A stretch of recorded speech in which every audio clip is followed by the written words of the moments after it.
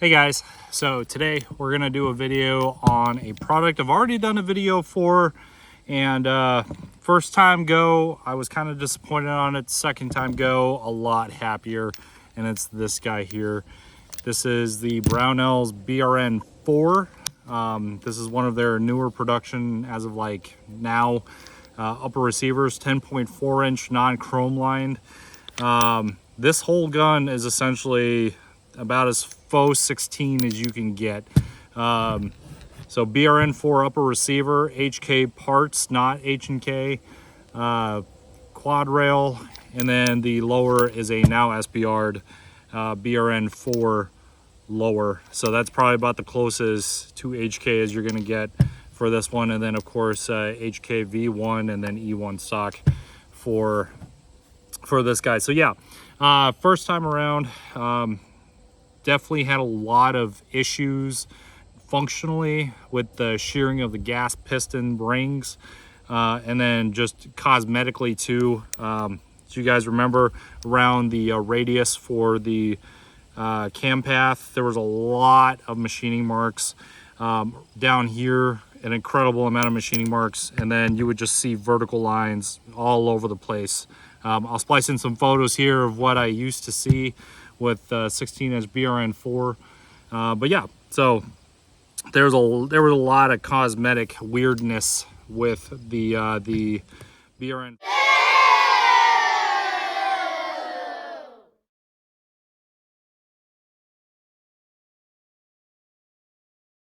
Before this one. This one though, much more improved. Cycling on it just feels smoother, which is good. But yeah, look, not a whole lot of machining marks at all. Just perfect, beautiful. And on the other side, I mean, it's barely visible but it's nowhere close to how bad they used to be. So someone at Brownell's must have been paying attention to all the customer feedback, and they improved it. So nice job, way to go, Brownell's. So but yeah, so BRN-4 fits on pretty much every AR-15 lower receiver, so that's cool. But like I said, I wanted my own 416, and that's what we got. So first time out, yeah, pretty fun. We got Aimpoint Pro and an ADM mount, and then just iron sights, keeping her simple and beautiful. So let's shoot her a little bit and see what goes on. Okay, we got our first 5-round magazine loaded up. Everything loads nicely, and I'm just shooting at 25 yards. This is check function too, but nothing super crazy. We are running the Geisley Super 3 gun, so hopefully it won't bump fire on me, but we'll see. So.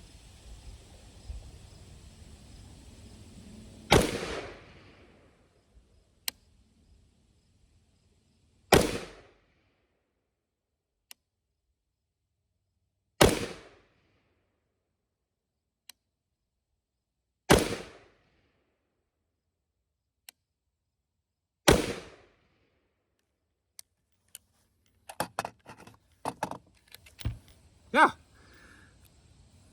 that was very nice. Definitely compared to that 16-inch gun that I had before, I don't know, this one doesn't recoil as much, I guess.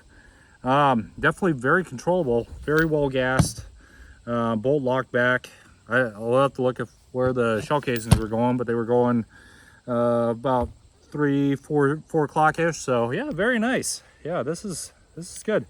Let's go check out the target and see how well she did on her first shot. So, all right, our first group was 2.7 MOA, so definitely acceptable for a rifle like this. So, made the adjustments to our aim point and do another 3 rounds just to confirm 0, and then we'll just have some fun, test some magazines, do some fun stuff. Here we go.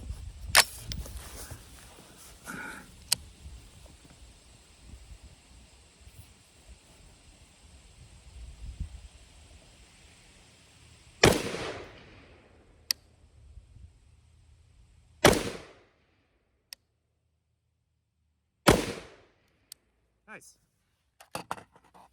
Good stuff. Well, we're zeroed. So if you guys weren't tracking the unique magazine, well, geometry of the HK416 prevents it from using certain magazines like the Gen M2P mag, but Gen M3P mag such as this should work just fine. So very nice. Next up, we'll try a C Products Defense magazine.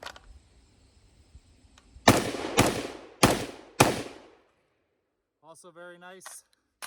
Next up, a Fab Defense Ulti-Mag.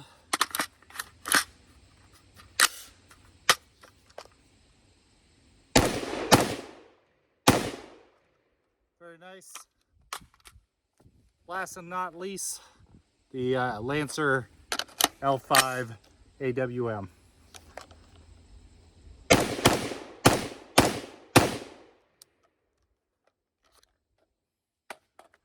So yeah, very nice little weapon system.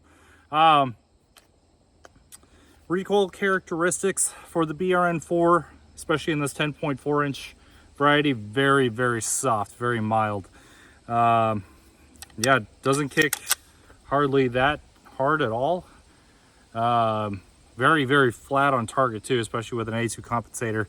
I don't know how this would work with a suppressor, I guess, but for now, the way it shoots, very flat, very demure, I guess is the word nowadays.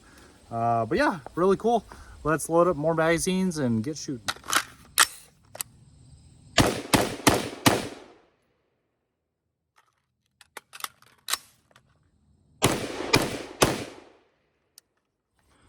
Overall, I have to admit, high marks today for the BRN-4. Especially in this 10.4 inch configuration, I think this is sick as shit. This is awesome. Furniture and all that stuff really makes the part, but man, upper shoots very nice, very calm. A lot smoother than I remember the old BRN-4. I know there was some comments in the last video about how punchy it looked like the 16-inch upper was, and I had to agree with that. You know, it felt a little punchy, but this one definitely feels well gassed. I'm using it with an H2 buffer, so H2 buffer, normal carbine spring, nothing super crazy or fantastic. And yeah, A2 compensator up front. We'll have to strip it down, look at the piston to see, make sure it didn't shred any gas rings, but I don't think it did.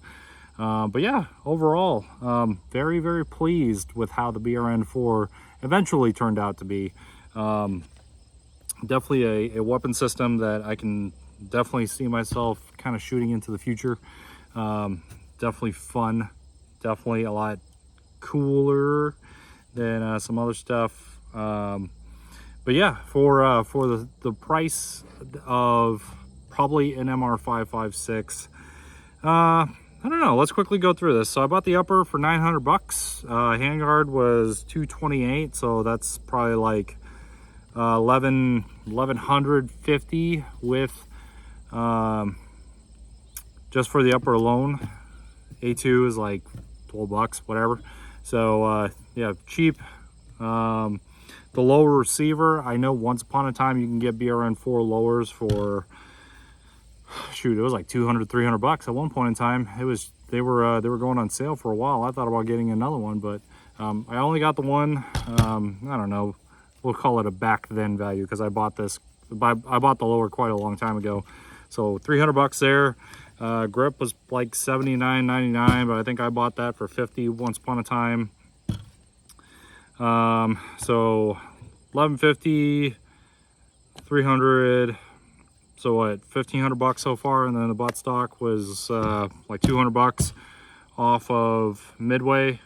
And then everything else, I mean, everything else I pretty much had. So for about the same price as what it was before, less than 2,000 bucks for the M27 IAR clone. You could still get like a really good HK416-ish kind of sort of gun. but at the same time, not an HK416. This is definitely a firearm for those of you that want to scratch the itch without going full haywire and, you know, buying an MR556, cutting down the barrel, opening up the gas port, doing all that fun stuff. Although that would be most definitely more authentic of an HK416 than probably this guy, because it'll be, you know, come fully marked and everything. But for the most part, I mean, still for probably less of the price of the upper for the MR556 alone, you can still scratch your itch and get it over with. I know for those of you that don't have a BRN-4 lower, that's fine. This works with any AR-15 lower receiver.